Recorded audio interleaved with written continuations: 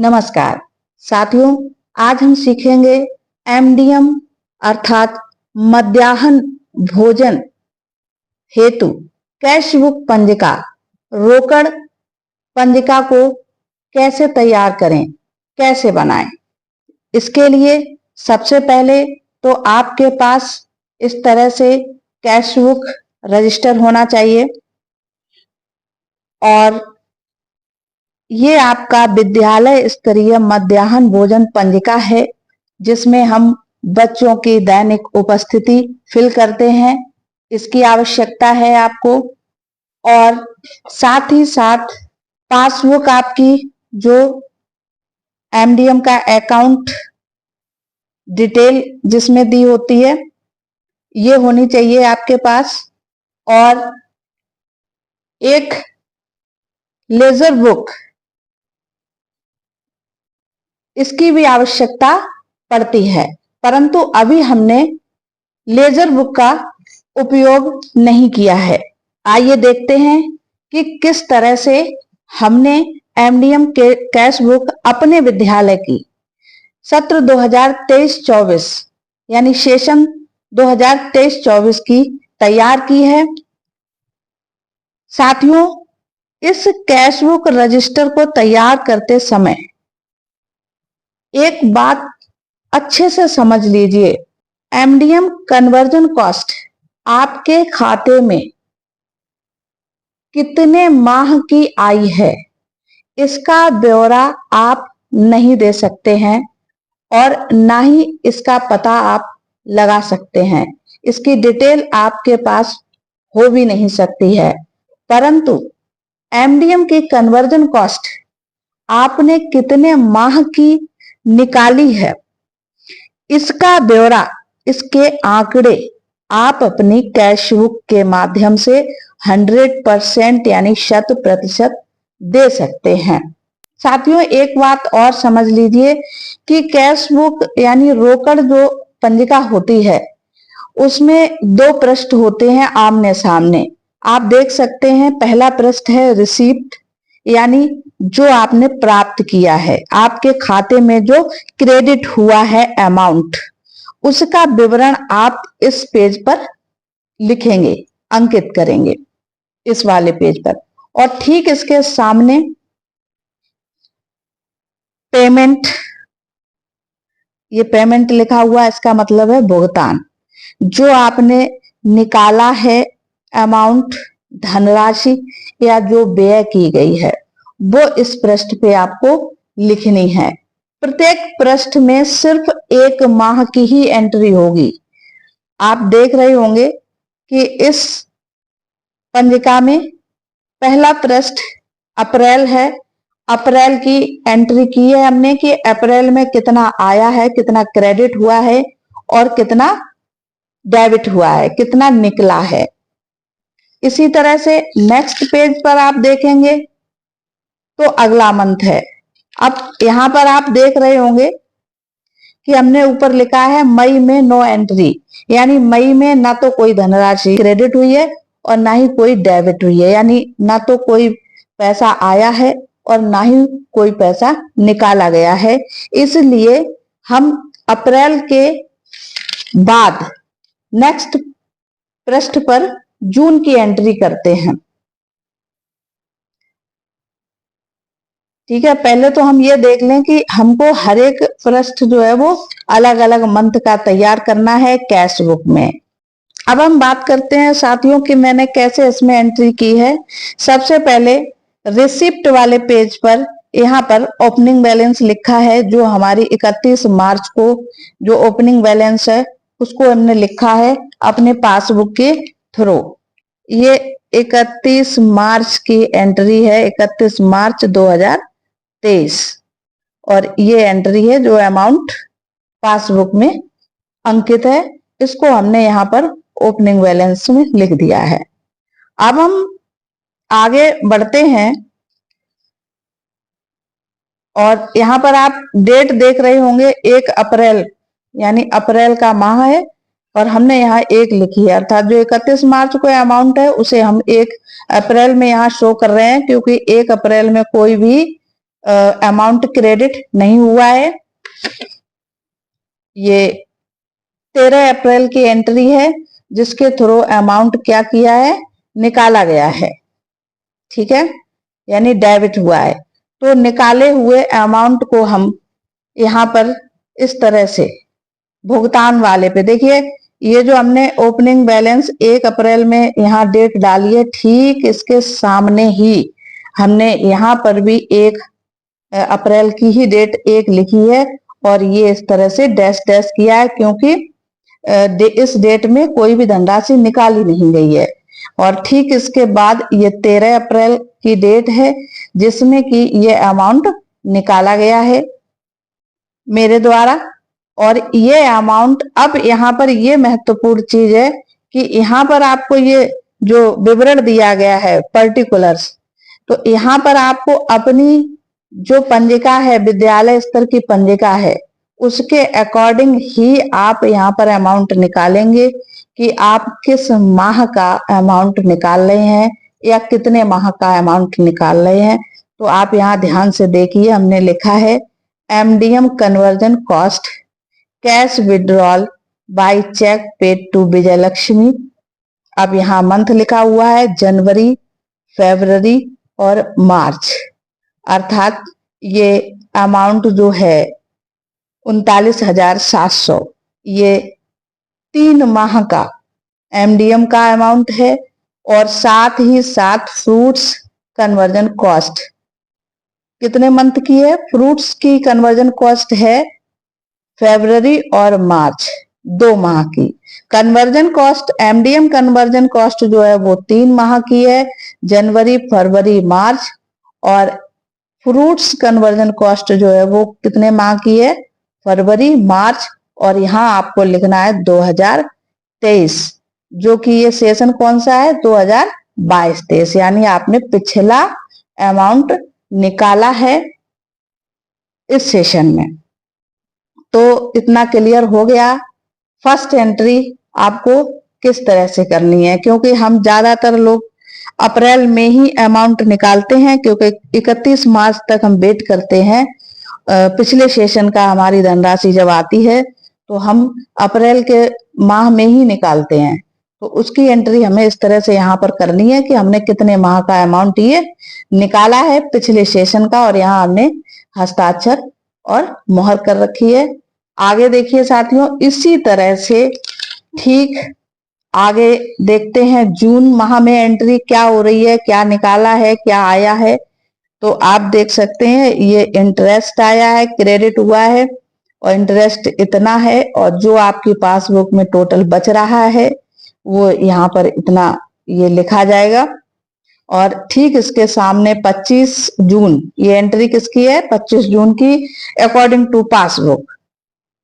ठीक है, ये देख लीजिए, ये 25 जून की अकॉर्डिंग है 436 रुपए, और ये जोड़कर पूरा होता है 57,523.14।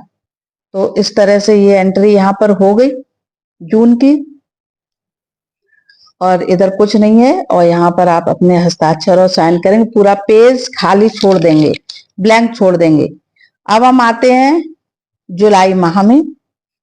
ठीक है, जुलाई माह में आपके अकाउंट में जो क्रेडिट हुआ है अमाउंट किस दिनांक में हुआ है वो आपको देखना है। ये देखिए 12 जुलाई को ये 12 जुलाई को ये क्रेडिट हुआ है अमाउंट एमडीएम का, और यहाँ पर मिसप्रिंट हो रही है डेट, ये भी 12 जुलाई की है। ये क्या है, ये सब्सिडी है, जो गैस की सब्सिडी है 18 रुपए 48 पैसे, तो वो है। तो वो एंट्री आप यहाँ पर हमने कर दी है, आप समझ सकते हैं, बहुत ही क्लियर लिखा हुआ है। और ठीक इसके सामने ही हमने देखा 12 जुलाई में कोई निकासी नहीं हुई है धनराशि की, तो इस तरह से डैश डैश लगा देना है। फिर 12 जुलाई में यहाँ पर भी कोई निकासी नहीं हुई है, इस मद के आगे, इंटरेस्ट के आगे, तो डैश लगा देनी है। अब हमने 17 जुलाई में ये धनराशि निकाली है, एक बार समझ लीजिए, जैसे हमने यहाँ लिखा MDM and fruits conversion cost month of April May June 2023 cash withdrawal by cheque paid to Vijay Lakshmi, और ये रहा अमाउंट 21,070। और इसको निकालने के बाद जो टोटल बचेगा आपके खाते में वो यहाँ लिखा जाएगा, जो आपकी पासबुक बोल रही है। ठीक है, यहाँ पर इस तरह से साइन और मोहर होने हैं। साथियों, ये जो आप मंथ लिख रहे हो, इसको आपको कोई अंदाज लगाने की आवश्यकता नहीं है। आपके पास 100% आंकड़े रहते हैं। जैसे कि अभी ये पिछले सेशन का पैसा निकल रहा है, जो भी अमाउंट निकाला है। जैसे हमने अभी ये अप्रैल में निकाला था, ये यहाँ पर जनवरी, फरवरी और मार्च, ये 3 माह का निकाला था। तो आप यहाँ पर पिछले सेशन में ये जनवरी का माह है, ठीक है, तो ये आपका यहाँ पर ये जो टोटल अमाउंट मतलब टोटल बच्चे लाभान्वित छात्र लिखे हुए हैं, इसका मल्टीप्लाई करेंगे इसमें, तो ये जनवरी में जो अमाउंट होगा वो। ठीक इसी तरह से ये फल का भी, यहाँ पर फल लाभान्वित छात्र छात्रा लिखे हुए हैं, तो इसमें मल्टीप्लाई करेंगे आप 4 का। ये तो आप सभी को, हम सभी शिक्षकों को पता है कि भाई हमारे फल का प्रत्येक बच्चे का कितना है ना, और कन्वर्जन कॉस्ट प्रत्येक बच्चे की कितनी है, ये रजिस्टर सबके पास होता है। बस यहीं से हमें आंकड़े भरने हैं कि ये हमें ये हमारा पूरा टोटल अमाउंट, ये जनवरी का और इसी तरह से फरवरी का और इसी तरह से मार्च का टोटल कितना हो रहा है और आपके खाते में कितना अमाउंट है, बस उसी के अकॉर्डिंग आप अपना अमाउंट निकालते जाइए। 25 जून में इंटरेस्ट क्रेडिट हुआ है, कोई एंट्री नहीं है। यहाँ पर हमें साइन और मोहर करना है। साथियों, बहुत ही सिंपल तरीके से ये कैशबुक पंजिका बनी हुई है, ताकि हमारे जितने भी शिक्षक साथी हैं, जितने भी हेड इंचार्ज हैं, इस कैशबुक पंजिका को जरूर बना लें, क्योंकि ऑडिट के समय इस कैशबुक पंजिका की डिमांड की जाती है। और हमारे ज्यादातर शिक्षक साथियों के पास ये कैशबुक पंजिका नहीं होती है, बल्कि ये मिड डे मील रजिस्टर ये होता है, और इसको वो मान्य नहीं करते हैं ऑडिट के टाइम, और हमको कठिन परिस्थिति का सामना करना पड़ता है। तो इस तरह से ये देखिए, इसमें जो भी अमाउंट आ रहा है वो हम यहाँ पर फिल कर रहे हैं। और ये देखिए, जुलाई में भी हमने जो अमाउंट निकाला है, यहाँ पर भी हमने क्रम से, हमारे मंथ चल रहे हैं, हर एक उसमें क्रम से चल रहे हैं। जैसे कि अभी मैंने मार्च तक का निकाला है, फिर उसके बाद अप्रैल, मई, जून, ठीक है, ये निकला है। और इसमें एमडीएम और फ्रूट्स दोनों का निकला है। इसके बाद अगस्त में केवल सब्सिडी आई है, सब्सिडी है ये गैस की, कोई एंट्री नहीं है इसके अलावा, पेज को ब्लैंक छोड़ दिया गया है। सितंबर में देखिए, सितंबर में इतनी एंट्री हुई है। पहले तो क्रेडिट की देख लीजिए, है ना, ये क्रेडिट हुआ है जो अमाउंट, वो इस तरह से हम लिखेंगे। और जिस डेट में क्रेडिट हुआ है उस डेट में अगर अमाउंट नहीं निकला है तो ठीक सामने डेट डाल के इस तरह से डैश डैश कर देना है। नेक्स्ट डेट जिसमें हमने निकाला है तो उसको आगे इस तरह से लिखना है। ये अब अगस्त तक पहले निकल चुका है अमाउंट, इसके आगे जुलाई मंथ का, इसमें एक ही मंथ का निकला है, जुलाई का, और लेकिन एमडीएम और फ्रूट्स दोनों का ही है, तो उसकी एंट्री इस तरह से की है हमने। ध्यान से देखिए साथियों, अभी लास्ट में आपको मार्च माह में ये समझ में आ जाएगा कि हमने जो अमाउंट पूरे सत्र में निकाला है क्या हमारे सेशन का पर्याप्त है, हमें ये पता रहेगा और हम ये आंकड़ा पूरा दे सकते हैं कि इस सेशन में हमारा कितना व्यय हुआ है, कितना, और हमने कितना खाते से निकाला है।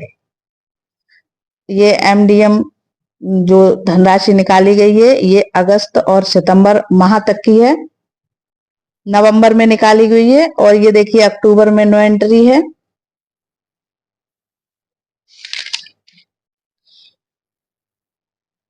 आगे देखते हैं साथियों, ये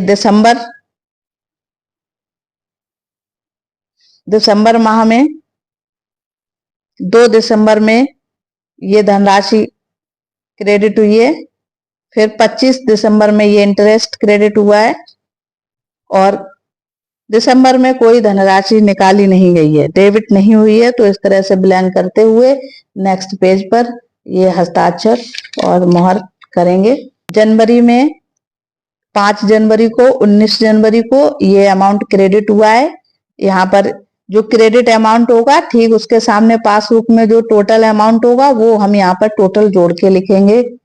और यहाँ पर जो धनराशि निकाली गई है, डेबिट हुई है, MDM and fruits conversion cost month of October माह की निकाली गई है 21,000।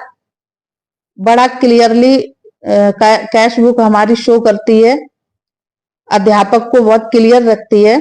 ये अमाउंट आया, यहाँ पर हमने लिख दिया एप्रन और कैप्स, यानी विद्यालयों में रसोइयों के लिए एप्रन और कैप्स के लिए अमाउंट आया था, तो ये बता दिया गया था, इसलिए यहाँ पर ये लिख दिया है। अगर आपको नहीं पता है तो आप केवल PFMS Z2 इस तरह से डाल दीजिए। यहाँ पर कोई नंबर होगा अकाउंट का वो ही डाल सकते हैं, पासबुक में एंट्री होगी उसकी।